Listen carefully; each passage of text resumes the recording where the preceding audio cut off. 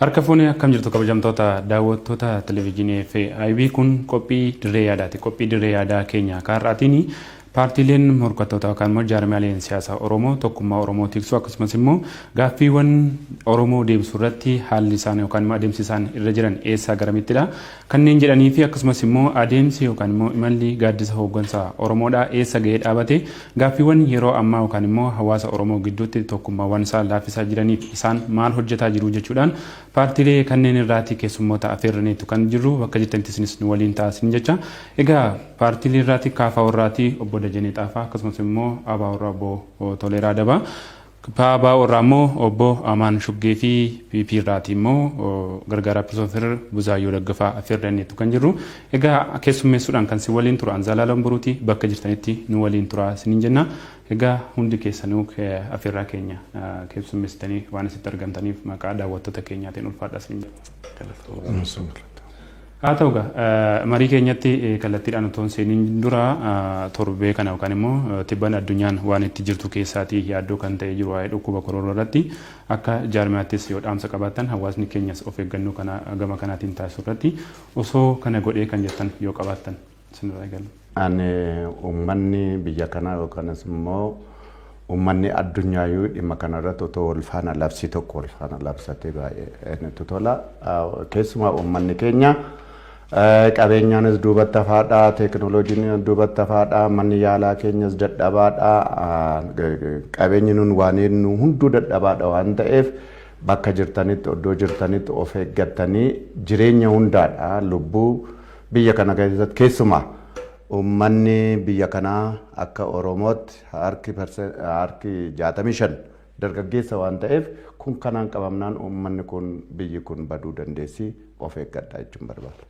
Galatoomee dhukkubni kun biyya keenyaan alattuu addunyaa kana keessatti gama qorqalbii, gama lubbuu, gama qabeenyaatiin miidhaa olaanaa geessisaa jira.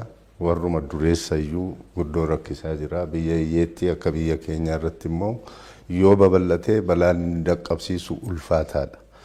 Kanaafi uummannis ta'e jaarmoonni siyaasaa mootummaanis kanaaf ilaalcha kennanii tarkaanfii fudhatamuu malu irratti wal gargaaranii hojjechuu qabu, uummata hubachiisuu qabu jechaadha. Kanaaf akka adda bilisummaa Oromootti nuti miseensotni keenya bakka jiran hundatti waan kana irratti gahee isaanii akka bahatan dhaamna. Keessumaa immoo dhukkuba daddarbaa akkasii fi uummanni akka hubatuuf odeessa shaffisaan bira gahutti biraan gahuu irratti mootummaan fuulleeffatuu qaba. Akkuma beekamu gaamma naannoo Oromiyaa garii keessatti labsii hatattamaatiin komaand poostii jala kanneen jiran dabalee quunnamtiin citeera. Inni kun haala ammaa kana keessatti ilaalchuma namoomaatiinuu kaasuun barbaachisaa waan ta'eef hiree kanaan mootummaan kanaaf ilaalcha godhee akka kaasuu taasisuun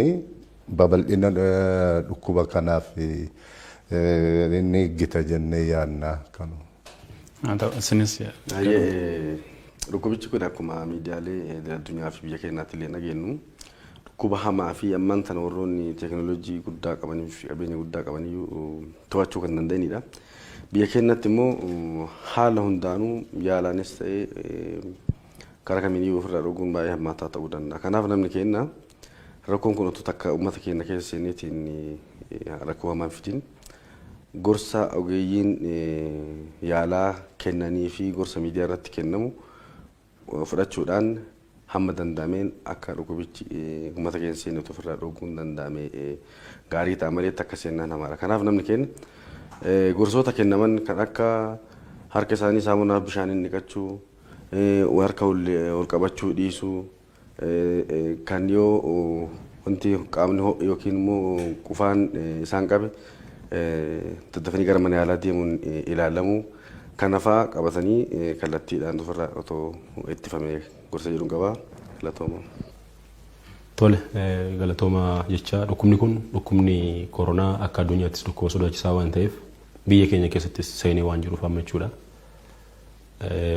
Mootummaanis kana irratti hojii gaariidha kan hojjetaa jiru jechuudha. Maaliif amma ibsa kaleessa muummee ministeeraa baasan isaa hundumtuu argeera. Xiyyaarri biyyoota 30 irraa dhufan gara kanatti akka hin seenne taasifameera. waa hedduun to'atamaa jira jechuudha. Finfinnee dabalatee bakka hundattuu uummanni kan taasisuu qabu maalinni waan ogeessonni fayyaa jedhan dhaga'uun barbaachisaadha jechuudha bakka jiran hundumatti. Waan ogeessonni fayyaa jedhan qofa otoo hin taane televezyiinii hordofuun, reediyoo hordofuun jechuudha. Maaliif riichii guddaa kan qabu reediyoo irra waan jiruuf uummanni kanallee dhaggeeffachuun barbaachisaadha jechuudha. Salphisanii ilaaluunis barbaachisaa miti nan qabu jedhanii jechuudha. Garmalees immoo ol kaastee ilaaltee wal baqachuunis barbaachisaa hin ta'u. Kanaaf akkaataa barbaachisuun hamma dhibeen kun darbutti uummanni wal batee akka deemu akka ofirraa ittisu yaada jedhu qabna. Tole egaa yaada keessan kan itti ulfaadha. Naga kallattumaatiin gara marii keenyaatti itti fufna kabajamtoota daawwattoota keenya. Mee egaa jalqabuma irraatii tokkummaa jaarmaalee siyaasaa Oromoo yoo jennu egaa namoonni hedduun tokkummaan kun tokko ta'uudha moo iddoo jiranitti yookaan immoo jaarmaalee siyaasaa gurmaanitiin wal hubatanii wajjin hojjechuudha moo kan jedhu egaa namoonni baay'een dhimma kanarratti hubannoo wal fakkaataa qabaachuu dhiisuu danda'u. Tokkummaa jaarmaalee siyaasaa yeroo jennu maal jechuudha? Isin akka jaarmaalee keessanitti akkamitti ilaaltume isa kanarraa kaanuun? Egaa tokkummaan kallattii adda addaan ibsamuu danda'a. Uummanni matuma isaatti jaarmiyaa tokko haa jennu maaliif sabni tokko akka sabaatti mana tokko keessa jiraata, yaada tokko keessa jiraata, identity wal fakkaatu qaba. Miira biyya sana keessatti gaafinni waliin qabu jira. Uummatumti sunu garee tokko kam caasaa tokko inni fudhachuu hin dandeenya. Oromoo akka Oromootti caasaa tokkodha, mana tokkodha, waa tokko fiilii godha. Yoo ilaalte ta'e gaafii biyya kanaa keessatti dammi doolloodhaa qabee hamma Harar cinaaksanitti moyyaalee qabee hamma Salaalee Abbaayitti wanta Oromoo irratti ta'u wal faana. Sun jechuun uummanni Oromoo caalmaa isaatti mana tokko ta'ee jira. Akka jaarmiyaaleen Oromoos saba kana keessaa ba'an waan sabni kun barbaadu bakkaan ga'uuf deemu waan ta'eef jaarmiyaaleen Oromoo qabsoo uummata Oromootiin waa tokko achiin hin gaa'edhanii sagantaa siyaasaa, sagantaa diinagdee, sagantaa hawaasummaa qaban sana isaanis dhiphisanii gar tokkotti dhufanii osoo Oromoo tokko godhanii fudhatanii deeman jedhu sun jaarmiyaan Oromoo tokko ta'eera jenna. Yoo kun ta'uu baate immoo egaa namni ilaalchaan adda addaa waa tokko kana har'a tokko haa ta'u inni fudhachuu nama rakkisa. Yoo kana ta'uu baate immoo kaayyoo qaban sanarratti malee inni tokko isa tokko irratti gufuutoo ta'uu baate. Maaliif saba sana ceesisna jedhanii saba kanaaf fooyya'ina finna jedhanii saba manaa baaneef guddina diinagdee, guddina siyaasaa, guddina hawaasummaa finna jedhame jaarmiyaaleen Oromoo jiran yoo danda'ame wal faana deemu. Yoo dadhabame immoo kallattii isaaniitiin qabeenya qaban, yaada qaban uummata sanarratti dabarsanii uummata sanaa akka shaqaxa bitu. Markaatoon seentaa miti. Markaatoon naa seentu namni suuqii adda addaa qabaatee jira. Suuqii adda addaa sana namni itti goree abbaa barbaade irraa bitatee deebi'a. Kanaaf jaarmiyaaleen Oromoos yaada isaanii qabu. Isa tokko kana naa godhi, kana dhiisi, achiin bahi, sin bitaa, sin gurguraa, sin ajjeesaa, sin hidhaa, biyyaa sin baasaa, sin buqqisaa, sin beelessaa, hojii sin dhorkaa osoo hin ta'iin jaarmiyaalee barbaade uummanni Oromoo waan barbaade akka filatuuf carraa guddaa kennuuf jechuudha. Mee as keessatti keessumaayyuu baroota hedduudhaaf jaarmiyaaleen siyaasaa Oromoo namuu ilaalcha siyaasaa akkaataa itti rakkoo hawaasa sanaa furu gargar qabaatu mala. Sun rakkoo hin qabu garuu namuu akka Oromoo ta'etti rakkoo Oromoo furuudhaaf erga jaarmiyaadhaan gurmaa'eeti wal faana hojjechuurra wantoonni amma isaan kaasan keessumaayyuu wal ari'uu hammeenya walitti yaaduu biyyaa wal baasu rakkoowwan kun jabaachuun jaarmiyaalee Oromoo gidduutti kun babal'achuun rakkoon Oromoo akka hin furamneef har'a ammaatti guuttatamee akka ga'u taasiseera warra jedhan jiruuni. Yeroo kana jennu dhiyeenya kana jaarmiyaaleen siyaasaa Oromoo yoo walitti baqan yookaan immoo tokko ta'anii hawaasallee tokkummeessan rakkoo Oromoo kana furuu keessatti furmaanni salphachuu danda'a warra jedhan jiru. Kana wajjin wal qabsiifne jaarmiyaalee siyaasaa Oromoo kana gara tokkotti fiduun hin danda'amu ture. Sadarkaa duraatti jaarmoonni maaliif ijaaramuu isa jedhu yoo ilaalle gaarii. Jaarmoota siyaasaa gama Oromootiin yoo ilaalle hundi isaaniiyyuu sabummaa irratti ijaaraman. Gaaffii uummata kanatu gaaffii qaba mootummaarraa.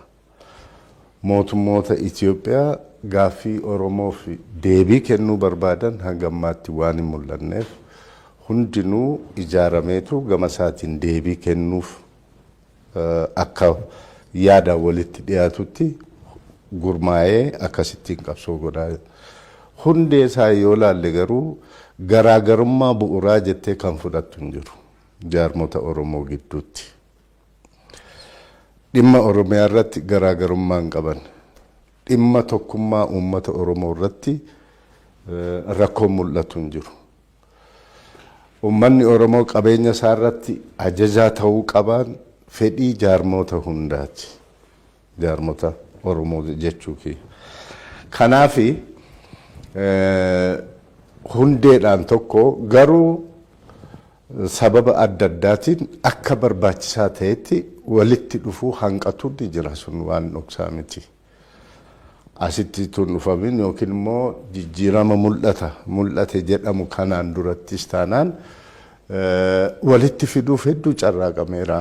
Jaarmonni Oromoo tokko ta'anii yookiin immoo gurmaa'anii gaaddisa tokko jalatti qabsoo kana gaggeessuun qabsoo kana fiixa bahinsa isaatiif gumaacha qaba. Qabsoo kana ni shaffisiisa. Uummata Oromoo ni humneessa. Kanarratti waan hubatamuu fi kanarratti hojjechuun hedduu tattaafatamee haa ta'u malee akka barbaadametti deemuu hin dandeenye jechuudha. Maaltu rakkoo uumame akka barbaadametti deemuu dhabuu sanatu hawaasa keessatti illee gaaffii uumaa jiraniin tariitii namni Oromoo ta'e kamiyyuu yoollee tokko ta'uu hin dadhabame fakkeenyaaf warri mootummaa yoo jiraatan warri qaamoleen jaarmaalee siyaasaa mootummaadhaan morkatanii hawaasaaf filannoo tokko fidanii dhufan kaayyoo tokko qabu Oromoodhaaf akeekni isaan qaban tokko erga ta'eeti iddoo tokkotti dhufanii tokko ta'anii tokkummaa ofiitiin dhiibbaa uumuu akka gaaffiin Oromoo deebi'u taasisuu irratti maaltu qaawwan yookaan immoo icciitiin iddoo sana jiru isaaniin tokko akka hin taasifne maal akka jedhu hawaasa biraatti yeroo baay'een ka'anii. Jaarmota Oromoo egaa akka lamatti wal dura dhaabbachaa akka turanis dagachuu hin qabnu. Mootummaa atti hirkatee yookiin immoo mootummaadhaan ijaaramee qabsoo Oromoo dura dhaabbachaa ture yookiin immoo qaama mootummaa ta'ee warra kaan dura dhaabbachaa ture. Warri kaan immoo gam tokko godhanii warra mootummaa irratti qabsaa'aa turanii jecha. Inni kun egaa rakkina Oromoo keessatti dhalche keessaa tokko. Garee mootummaa ta'ee annachiyaas uummata Oromoo irratti hojjetu ni jira. Garee uummataa ta'e immoo si'achi kan jara irratti hojjetu ni jira jecha. Kunu hawaasa Oromoo bakka lamatti ilaalcha lama akka qabaatu taasiseera. Isa qaama mootummaa ta'e osoo hin taane amma kanneen waliin qabsoo bilisummaa adeemsisaa turan jennee yoo laalle jaarmoonni kun qabsoo kana keessatti qooda walqixa qabu jettee yoo laalte walqixa qabnu gariin keenya. Sababni isaa ijaarsi keenya gariin dhiyoodha. Gariin immoo halaala teenyeefaa qabsoo goonaa biyya keessaa hangi nuti hojjennuu fi hojjechaa turre wal bubuusaadha jechaadha. Inni kuni bakka tokkotti dhufnee walqixxummaadhumaanii qooda walqixa qabna kan jedhuun kan falmanis ni jiru jechaadha. Inni sun immoo ta'uu hin qabu kan jedhus ni jira jechaadha. Kanaaf waan akkasii irra guddaa rakkoo teeknikaal ta'an yoo ta'e malee bu'uuraan rakkoon ni jiran jedhu haa ta'u malee isa durii caalaa ammarra walitti dhiyaata jaarmaan Oromoos. Mee isinoo maal jettu mee isuma amma isaan kaasan keessumaayyuu nama baay'eetti kan gaaffii ta'u yeroo baay'ee nama tokko nu hoogganamanii tokko Oromoodhaaf manaa bahanii Oromoodhaaf yeroo namni Oromoo sababa ta'eefis itti miidhamu namuu argaa ture erga akkas ta'eeti gara tokkootiin aangoos hiratanii rakkoo Oromoos yookaan immoo imaammata ofii sirreessanii iddoo tokkotti bocanii Oromoodhaaf qabsaa'uu utuu danda'anii maaf gargar wal qoodanii hawaasa garaa raasuu kan jedhan jirani. Isin akka jaarmaa keessaniitti kan akkamitti ilaaltume? Nuti waa'ee tokkummaa jaarmaa Oromoo akkatti ilaallu tokkummaan jaarmaa Oromoo kan dhufu dantaa uummata Oromoo irratti kallattii walii galuudhaan. amma akkuma haasa'amu hundi akka kaasutti hundi qabsaa Oromoo fi dantaa Oromoo galmaan ga'uuf qabsaa kan jedhudha. Haa ta'u malee dantaa uummata Oromoo galmaan ga'uudhaaf walii galuun kan danda'amu dhugumaan gaaffii uummata Oromoo san deebisuuf qabsaa'uun kallattiin kaayyolee jaarmaa sanii ta'uu qabaata. Kan hoo jennu dantaalee jaarmaa Oromoo keessa haga arginetti dantaa Oromoo qofti waan jirtu fakkaatu. Dantaan Oromoo qofti osoo jiraate wanti walii galuu dhuguun jiru jaarmaalee Oromoo. Fakkeenyaaf eessan jiru fakkeenyaaf dantaa Oromoodhaaf qabsaa'uu dhabuun paartii kam keessaatti mul'ata? Paartii kam keessa paartii walii jechuun hin taane dantaaleen dhuunfaallee waan nutti makaman natti fakkaate jechuu barbaadeetti.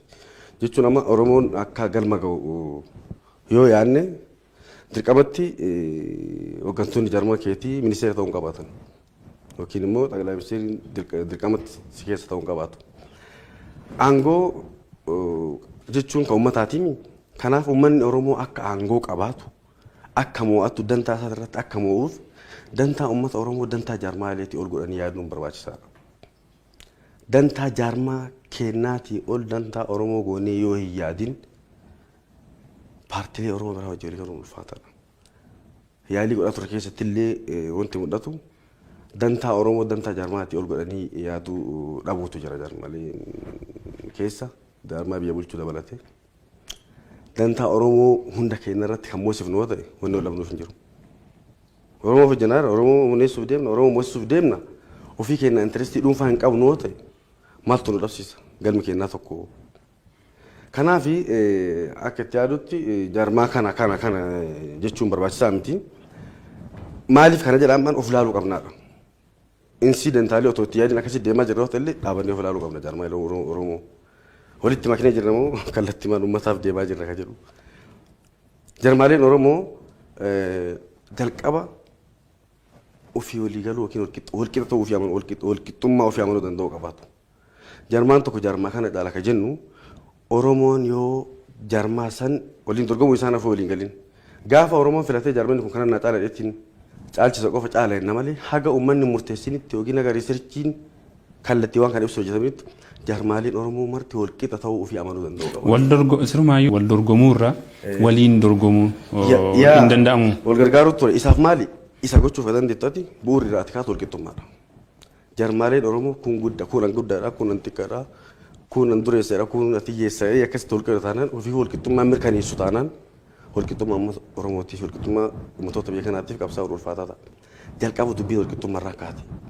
Beenchimaarkiin jaarmaalee Oromoo walqixxummaa irraa yoon ka'in an seenaa qabaan an maqaa qabaan an immoo qabeenya mallaa qabaan an miidiyaa qabaan rakkoo akkasii kan uumtoo taate hiree kan jechuun jechuudha.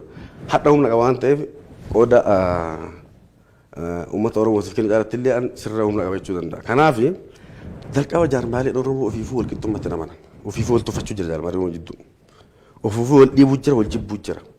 Argitee waan ta'u galmaan ga'uuf deemna yoo ta'e wal jaalala jiraachuu. Sun akka amma illee mariin keenya sun akka hafuu fi waliin mari'atanii gara tokkotti dhufuun akkan immoo dhugaa jirtu walitti himanii Oromoodhaaf jennee baane ta'e hundi keenyayyuu dhugaa jirtu walitti himanii rakkoo Oromootiif iddoo tokkotti rakkoowwan ammas hin kaastan walitti himanii tokko lama abaluu atis kana dhaabi gareen abaluu kanas dhaabi jennee wal qixatti waan Oromoodhaaf ta'u kaayyoo fi wal maddiitti barreessanii kun kanaaf haa ta'u kan ammoo akkasitti ilaalla jedhanii wal falmanii wal amansiisanii yaada tokkoon dhufuun danda'amu. Bu'uurri lamaan kana dubbachaa bu'uurri lamaan kana tokkoffaa dantaa Oromoo dantaa jaarmaalee keenyaatti ol ta'uu hundi keenya amanuu danda'u qaban. Dantaan Oromoo dantaa jaarmaa keenyaatti ol ta'u amanuu qabna. Lammaffaa jaarmaalee Oromoo walqixa ta'utti amanuu qabna. Kana lamaan gaafa mirkaneessine waliin haasa'uun walii galuun ni dhibu. Kan lamaan ifatti otoo hin qabatin afaanuma qofaan haasa'aa miidiyaa irraa haasa'aa qofa keessa keenya waan jiraatin walirra galtee ga'uun ulfaatuu danda'a. Kun marti ta'ee garuu jaarmaaleen Oromoo kan yaada dhiyaatu qabnu marii yeroo dheeraa dura fakkeenyaaf marii nuuf adda bilisummaa Oromoo jalqabnee kafaa oliitti dabalame haga ammaatti gaggeeffamaa ture jira. Tarii milkaa'uu danda'a. Haalli marii kennallee baay'ee ifa kan qabuu fi baay'ee falmii yaada dhiyeessuu bilisaan waan hunda walitti himneettiin kan mari'achaa turre boodajaniin marii isaan keessa turanii. Kanaaf yaada dhiyeessaa sababa dhiyeessaa mari'achuutti marii dheeraa gaggeeffamaa ture. Ormoos ammallee itti fufaa jedhu abdii qabna. galmaan ga'uu dandeenya jechuudha barbaade. Garuu bu'uurri dantaa Oromoo dantaa jaarmaatii ol ta'uu fi jaarmaalee Oromoo walqixa ta'uun bu'uura waliigalteetii jennee yaadna nuti. Gara keessanitti dhufa mee akka mootummaatti kaleessa tariitii akkaataan ijaarsi siyaasa viidiyoon keessa ture tariitii gaa TPLF harka TPLF waan turee fi rakkoo sanaatiin qiddimmidamee rakkoo Oromoo furuudhaaf onneen qabu yookaan immoo dandeettii hin qabu jechuu dandeenyaan. Har'a rakkoon isa jiru samitiiniin. Har'a mootummaan akka mootummaatti waan hunda of harkaa qaba rakkoo kana furuu keessatti jaarmaleen siyaasa Oromoo akka isaan hin dhiibamne yookaan immoo tokko ta'anii socho'anii fi ofiisaas immoo rakkoo Oromoo irratti taa'anii mari'achuu irratti otoo dandeettii humnas qabu mootummaan ofuma isaayyuu akka Oromoon yookaan jaarmaleen siyaasaa Oromoo tokko hin taane keessatti gahee taphataa jira warra jedhan jiruuni. Kana wajjin wal qabsiistee maal jetta waan nuti amma kaasaa turre. Eenyu kan jalqaba paartiilee walitti dhufuu qaba jedhee kan labsii kan eegale eenyudha mootummaadha. Kan itti himaa ture tokko ta'a paartiileen biyya kana keessatti baay'ataniiru lakkoofsa sabootaatiin ol ta'aniiru paartiileen jedhee kan itti iyyaa tures mootummaadhumadha jalqaba iyyuu jechuudha. Amma fakkeenya salphaasii kennuudhaafi paartii badhaadhinaa fudhadhu. Paartiin badhaadhinaa saboota adda addaatu walitti dhufee paartii tokko ijaare. Amaararraa Beenishaangulirraa, Sumaaleerraa, Affaarirraa, Gambeellarraa, Harariirraa, Oromoorraa walitti dhufee paartii badhaadhinaa ijaaree akka biyyaatti waliin deemuuf murteesse. Eega kana ta'ee paartileen siyaasaa Oromoo immoo Oromoo, Oromiyaa, Oromummaa jecha akkamittiin tokko ta'uu dadhabuu kan jedhu iyyuu gaaffiidha matansaa. Irraa baratamuu qaba jechuudha. As keessatti wanti ifatti namuu quba qabu suna imala jaarmiyaa siyaasaa PP ta'uu danda'ani. Haa ta'u akka Oromootti rakkoo Oromoo gaaffii amma injifannoo yeroodhaa booda dhiyeenya dhufe kana jaarmiyaaleen siyaasaa hunduu qooda garaa keessatti qabuun san namuu waan haalu mitiin. Haa ta'uti injifannoo kana saammatanii qabatanii jaarmiyaalee siyaasa Oromoo kaan qobaatti dhiibanii Oromoo wajjiniin qofa gurmaanii deemuu yookaan immoo jaarmiyaalee siyaasa Oromoo akka isaan morkatoo cimaa hin taane miseensota isaanii jalaa hidhuu iddoo garaa garaatti akka isaan waliin geenye dhoowwuu kana raawwataa jiraadha. Jaarmiyaan siyaasa Oromoo ta'e Oromoo irratti ammas rakkoon Oromoo kaleessa hidhaadha. Oromoon kan inni dararamaa ture ammas hidhamuutti deebi'aa jira. Ari'amuu wantoonni kun deebi'anii wal jalaatiin raawwatamaa jira. Mootummaan isaaniif haala mijeessaa jira. Akkamitti tokko duraan keessa socho'aa ture biyya kana keessa socho'aan turre kaan mana hidhaa ture kaan biyya alaa ture deebi'anii biyya keessa seenuun uummata waliin wal arguun kun haala mijeessuudha tokko. Lammaffaa waajjira banatanii jiranii waajjira banatanii jiru duraan waajjirri ABO walakkaa ture amma guutuusaa kennameefi duraan KFO'n waajjira hin qabu amma guutuusaatiidha kan naannoo Meeksikootti kan haalli mijateefi kan kennameefi isaan kanas warra ABO's yoo ta'e guutummaattiidha kan isaan mana kireeffatanii jiran jechuudha.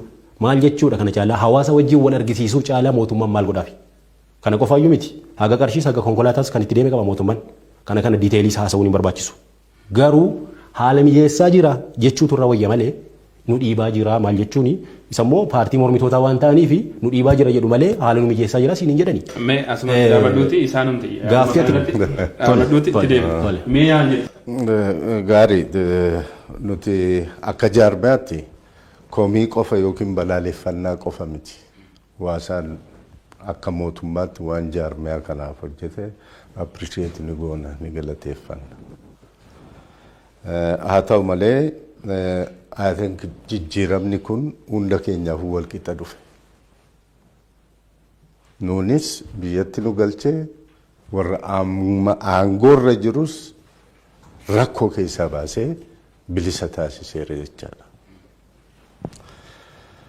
Qabsoo akka adda bilisummaa Oromootti of course hogganni isaa muraasa humna hanga tokko waliin haa jiraatu malee qabsoon isaa biyya keessa jiru turee hoggannas ni qaba ture humnas ni qaba ture.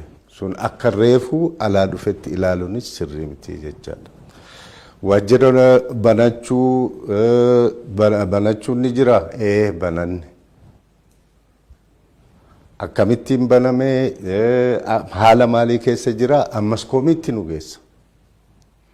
Kanaafi dhuguma akka walii galatti mootummaan kun waadaa biyyaa fi uummataaf seene yookiin immoo amaanaa uummanni Oromoo durummaadhaan qabsoo adeemsisaa ture mee fiixaan naa baasi jedhee amaanaatti kennerra jiramoo hin jiru isa bakki rakkoon jiru. Nuuf waajjira banuu nurratti cufuunis ni jira, hoggannis, miseensis maalis hidhamuun ni jira. Kana deelii isaanittuu ni himanna nuti. Maaliif? Waay. Hoggaa jennee ilaallu. Akka Oromootti akka Oromootti gurmaanii qabsaa'uu akka cubbuutti ilaalamaa jiran. Kanarraa kan ka'e miidhaan nurra gahaa jira.